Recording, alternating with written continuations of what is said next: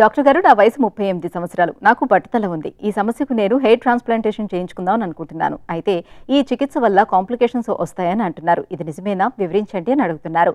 ఈ ప్రశ్నకు డాక్టర్ గారి సమాధానం ఇప్పుడు తెలుసుకుందాం.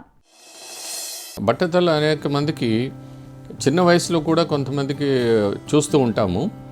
కానీ వంశపారంపర్యంగా వచ్చినటువంటి బట్టతల అయినప్పుడు వాళ్ళకి కేవలం ట్రీట్మెంట్ వల్లనే బట్టతలంతా కూడా నార్మల్గా హెయిర్ వచ్చేటటువంటి అవకాశం కొంచెం తక్కువగా ఉంటుంది. కాకపోతే ఏంటంటే అక్కడ ఏదన్నా లోపం వలన వచ్చినటువంటిది అయితే దానిని ట్రీట్ చేయడానికి, తర్వాత బట్టతలని రాకుండా కొంతకాలం ప్రొలాంగ్ చేసుకోవడానికి అవకాశం ఉంది. కానీ ఒకవేళ ఆల్రెడీ బట్టతలు వచ్చి అక్కడ ఉండేటటువంటి ఫాలికల్స్ ఏమీ కనపడకుండా స్మూత్గా అయిపోయినటువంటి చర్మం ఉందనుకుందాం. అలాంటప్పుడు ఏంటంటే ఓన్లీ హెయిర్ ట్రాన్స్ప్లాంటేషనే వాళ్ళకి పరిష్కార మార్గం అనమాట. హెయిర్ ట్రాన్స్ప్లాంటేషన్ కూడాను ఇప్పుడు ఏంటంటే వాళ్ళకి తల వెనక భాగంలో ఉన్నటువంటి హెయిర్ దానిని తీసి ముందు వేయటానికి అవకాశం ఉంటుంది. ఒకవేళ అలాగా కాకుండా బాడీలో పెరిగినటువంటి హెయిర్ని కూడా బాడీ హెయిర్ ట్రాన్స్ప్లాంటేషన్ కూడా చేసే అవకాశం ఉందన్నమాట. ఇప్పుడు దాని ద్వారా ఆ హెయిర్ ట్రాన్స్ప్లాంట్ చేస్తే అది మీకు తిరిగి మళ్ళీ నార్మల్గా మొలిచేటటువంటి అవకాశం ఉంటుంది.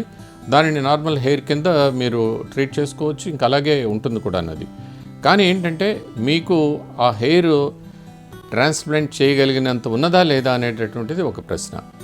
ఇంకొకటి ఏంటంటే దీనివలన ఏమన్నా సైడ్ ఎఫెక్ట్స్ వస్తాయా అనేటటువంటిది ఏంటంటే చేసినప్పుడు ఒక్కొక్కసారి ఏంటంటే లోకల్గా అక్కడ ఇన్ఫెక్షన్స్ కానీ చేసినప్పుడు ఒక్కొక్కసారి అక్కడ ఇంజెక్ట్ చేసేటటువంటి కొన్ని రకాలైనటువంటి మందుల ద్వారా ఏమన్నా మనిషికి పడనటువంటి అవకాశం ఉంటే ఏమన్నా ర్యాషెస్ లాగా రావచ్చు, లేదా చిన్నగా పుండ్లాగా పడి, కానీ మోస్ట్లీ ఇన్ఫెక్షన్సే వస్తుంటాయి. అలాగే ఏమన్నా వచ్చినప్పుడు దాన్ని ట్రీట్ చేసుకోవటం, డాక్టర్ ఎవరైతే చేస్తున్నారో వాళ్ళు మీకు అన్ని జాగ్రత్తలు చెప్తారు. ఆ జాగ్రత్తలు మీరు పాటించినప్పుడు చాలా వరకు ఈ యొక్క హెయిర్ ట్రాన్స్ప్లాంటేషన్ అనేది సురక్షితంగానే ఉంటుంది. తర్వాత అది నార్మల్గానే ఆ హెయిర్ వస్తూ ఉంటుంది.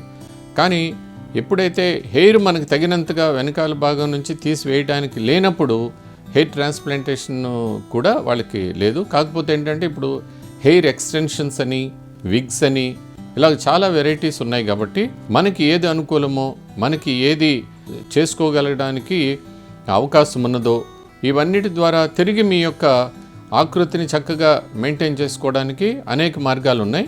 కాకపోతే మిమ్మల్ని పరీక్షిస్తే డాక్టర్ కరెక్ట్ అయినటువంటి సలహా మీకు ఇవ్వడానికి అవకాశం ఉంటుంది. తర్వాత వాట్ యూ కెన్ ఎఫర్డ్ దాన్ని బట్టి కూడా డాక్టర్స్ మీకు సజెస్ట్ చేస్తారు.